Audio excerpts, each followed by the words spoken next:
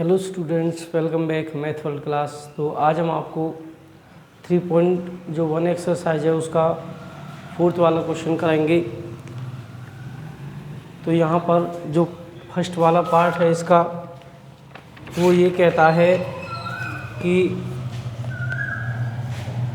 x + y = 5 and 2x + 2y = 10। अब देखो, पहले तो क्वेश्चन को समझो। क्वेश्चन ने क्या कहा है? क्वेश्चन ने कहा है कि which of the following pair, जो इक्वेशन के पेयर दिए हुए हैं लीनियर आर कंसिस्ट और इनकंसिस्ट, तो वह कंसिस्ट और इनकंसिस्ट बताना है। अब ये कुछ मैंने लिखा नहीं है। यदि कंसिस्ट है तो आपको ग्राफ बनाना है, यदि इनकंसिस्ट है तो आपको ग्राफ नहीं बनाना है। तो देखो किस प्रकार से कंसिस्ट और इनकंसिस्ट बताते हैं। यहाँ पर कंपेयर करते हैं रेशो का। सबसे पहले हम क्या करें, हम कंपेयर करते हैं रेशो का। जब हम रेशो को कंपेयर करें तो यहाँ पर इस x के आगे 1 है तो a1 हमारा 1 है और b1 हमारा 1 है और c1 हमारा -5 और a2 हमारा 2 है, b2 हमारा 2 है, और c2 हमारा -10 है। a1/a2 इक्वल है 1/2, b1/b2 वो भी है 1/2 और c1/c2 वो भी है -5/-10। माइनस से माइनस कैंसिल हो जाता है। तो यहाँ पे आ गया 5 1 5, 5 2 10, तो 1/2 आ गया। तो आप लिखोगे a1/a2 equal b1/b2 equal c1/c2 के है। ठीक है, ये सब सेम है। यदि इनका रेशो सेम है तो आपको एक ग्राफ बनाना है। अब पहले तो कंसिस्ट बता दें, तो इसको कहते हैं कोइंसिडेंट लाइन। क्या कहते हैं? Coincident line. ये कोइंसिडेंट लाइन होती है। ठीक है, जब ये कोइंसिडेंट लाइन होते हैं तो यहाँ पर हमें कहते हैं मैनी सॉल्यूशन है। क्या है? Many solution. और इसके जब मैनी सॉल्यूशन होते हैं तो अब यहाँ पर ग्राफ बनाते हैं। जब मैनी सॉल्यूशन है तो आपको पता ही होगा, यदि किसी का एक भी सॉल्यूशन है तो वह कंसिस्टेंट रहता है। तो यहाँ पर इसको हम लिख देते हैं कंसिस्टेंट। और अब हम ग्राफ को यूज करते हैं। जब हम ग्राफ का यूज करें तो यहाँ पर सबसे पहले x और y को सॉल्व करें। पहले दिया है, देखो x + के y = 5 है। तो यहाँ पर एक बॉक्स बनाएं इस प्रकार का, जिसमें वैल्यू रखी जाएंगी x y। यदि x की जगह हम 0 रखें तो y हमारा 5 है, और यदि हम y की जगह 0 रखें, ठीक है, इसकी जगह, तो x हमारा 5 आता है। ठीक है, अच्छा x हमने 0 रखा तो y 5 आया, और y की जगह हमने 0 रखा तो x 5 आएगा। ओके, उसके बाद दूसरे में करें, दूसरे वाले को 2x + 2y = 10 है। यदि हम x की जगह 0 रखें, इसको 0 बना दें, तो 2y बचेगा। 2y के इक्वल 10, तो y के इक्वल आ गया 10/2। 2 से डिवाइड करें 5 टाइम, तो x की वैल्यू कितनी, y की वैल्यू कितनी है? 5 आएगी। ठीक है, उसके बाद यदि हम यहीं पर y को 0 बना दें, अब यदि हम y को 0 बना दें तो 2x के इक्वल 10 आएगा, तो x के इक्वल क्या आएगा? 5। तो यहाँ पर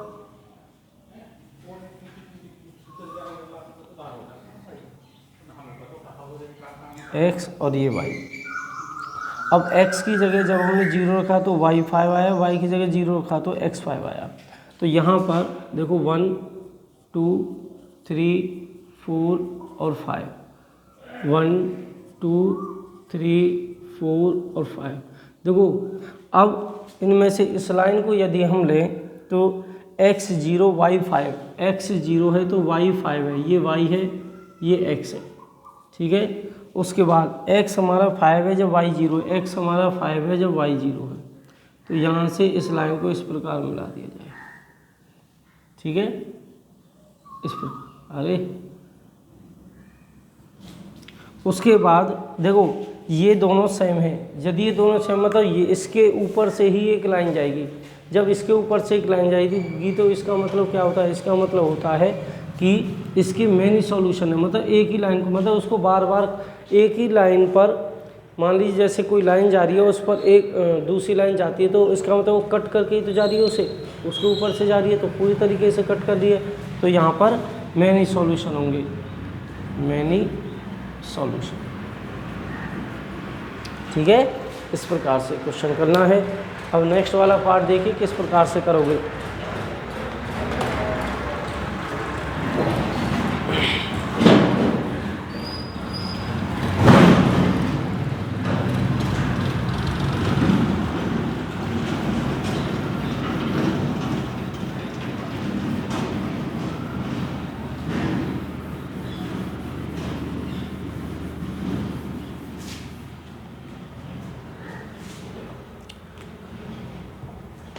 जो सेकंड पार्ट दिया है उसमें है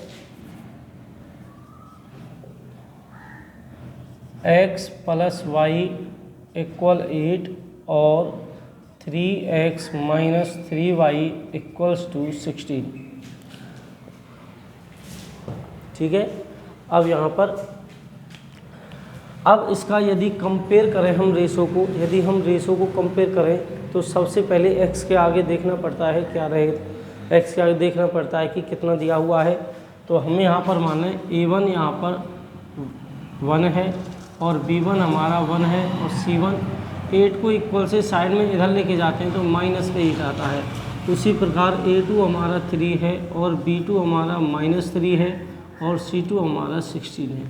ठीक है, अब a1/a2 करें तो आएगा 1/3, b1/b2 करें तो आएगा 1/3 और c1/c2 करें तो आएगा -8/-16, माइनस से माइनस कैंसल और 8 1 जा 8, 8 2 जा 16। तो यहाँ पर आएगा a1/a2 = b1/b2 लेकिन डज नॉट इक्वल c1/c2। ये आ गया पैरेलल लाइन, और यदि पैरेलल लाइन आता है तो उसका कोई सॉल्यूशन नहीं होता, तो यहाँ पर आप लिखोगे नो सॉल्यूशन। यदि किसी का सॉल्यूशन नहीं होता तो वह इनकंसिस्टेंट होता है। ठीक है, क्या होता है, इनकंसिस्टेंट होता है। उसके बाद सेकंड पार्ट आपका कंप्लीट हुआ, इसका ग्राफ नहीं बन सकता। ठीक है, इसी प्रकार से आपको सभी का ग्राफ बनाना है, लेकिन इसका ग्राफ इसलिए नहीं बन सकता क्योंकि ये इनकंसिस्टेंट आया है। ठीक है, नेक्स्ट वाला देखो, थर्ड पार्ट।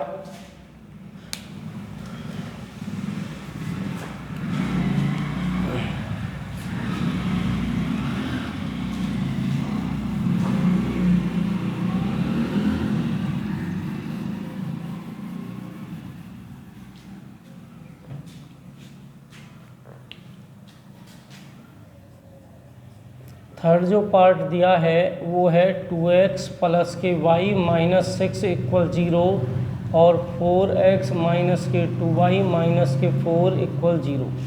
ठीक है, तो यहाँ पर देखो a1 दिया है 2 और b1 दिया है 1, a2 दिया है 4 और b2 दिया है -2। ठीक है, और c1 दिया है -6, c2 दिया है -4। तो a1/a2 करें तो आएगा 2/4, b1/b2 करें तो आएगा -1/2। तो ये इससे कट हो जाएगा 1/2 टाइम, तो a1/a2 ही इक्वल नहीं आया b1/b2 के। ठीक है, a1/a2 इक्वल नहीं आया b1/b2 के। तो अब हम यहाँ से कह सकते हैं, कि ये इंटरसेक्टिंग लाइन है। कौन सी लाइन, इंटरसेक्टिंग लाइन है, और यदि इसकी इंटरसेक्टिंग लाइन है तो यह कंसिस्टेंट है क्योंकि इसका वन सॉल्यूशन है। क्या है, इसका वन सॉल्यूशन है। ठीक है, अच्छा, उसके बाद इसका ग्राफ आप यूज कर सकते हो। ठीक है। इसका ग्राफ जो है इसी प्रकार से आपको यूज करना है जैसे आपने पहले बनाए थे। देख लीजिए 2x प्लस के y माइनस 6, माइनस को 6 को इक्वल से साइड में भेज देंगे तो ये आ जाएगा 2x प्लस के y के इक्वल 6। अब x की जगह हम 0 रखें तो y हमारा 6 आएगा और y की जगह यदि हम 0 रखें तो x हमारा 3 आएगा।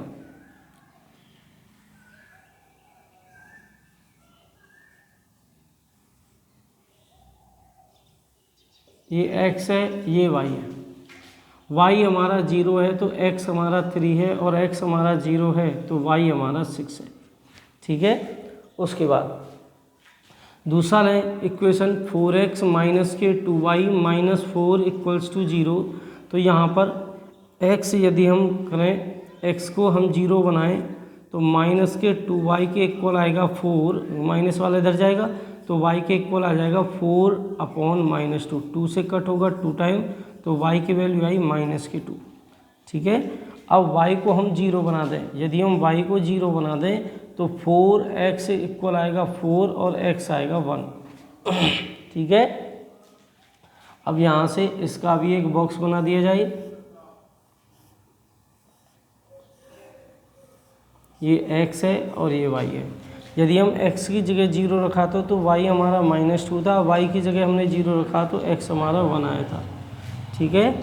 अब यहाँ से ग्राफ का यूज किया जाए। ग्राफ हमारा इस प्रकार से यूज करेंगे हम, एक छोटा सा ही ग्राफ बना लेना चाहे।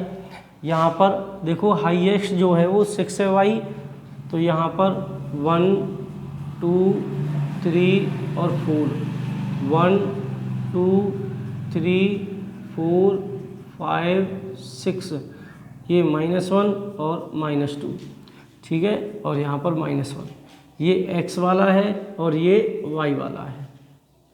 अब ये कहता है x हमारा 3 है, x हमारा 3 जब y 0 तो 3 पर लगाना है आपको, और यहाँ पर कहता है y 6 है। इस प्रकार से उसके बाद यहाँ पर है x 0, y -2 है, जो y है वो -2 है और x हमारा 1 है। तो इस प्रकार से कट, देखो एक जगह कट किया इसलिए इसका केवल एक सॉल्यूशन है, एक जगह कट किया इसलिए एक सॉल्यूशन है इसका। ठीक है। इस प्रकार से आप क्वेश्चन का सॉल्यूशन करना है। तो यहाँ पर जो थर्ड पार्ट है वो आपका कंप्लीट हुआ और फोर्थ वाला पार्ट देखिए।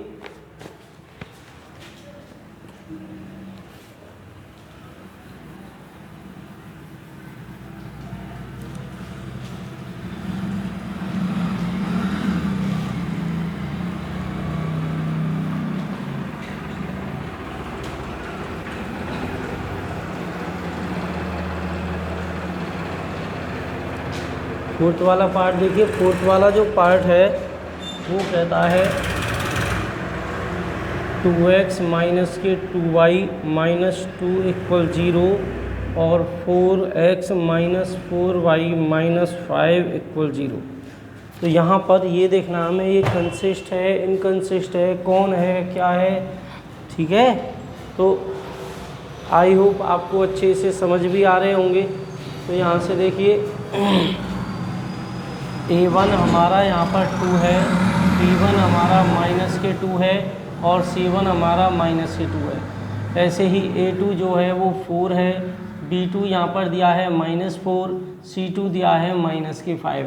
तो A1 अपॉन A2 करें तो ये आएगा 2/4 और B1 अपॉन B2 करें तो वो आएगा -2/4 और C1 अपॉन C2 करें तो वो आएगा -2/5। देखो 2 बन जा 2, 2 2 जा 4, माइनस से माइनस 2 बन जा 2, 2 2 जा 4 और ये माइनस से माइनस कैंसिल हो सकता है। देखो A1 अपॉन A2 इक्वल आया B1 अपॉन B2 के, लेकिन इक्वल नहीं आया C1 अपॉन C2।